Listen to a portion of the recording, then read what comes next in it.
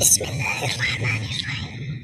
سبح اسم ربك الأعلى الذي خلق فسوى والذي قدر فهدى والذي أخرج المرعى فجعله غثاء أحوى سنقرئك فلا تنسى إلا ما شاء الله إنه يعلم الجهر وما يخفى ونيسرك لليسرى فذكر إن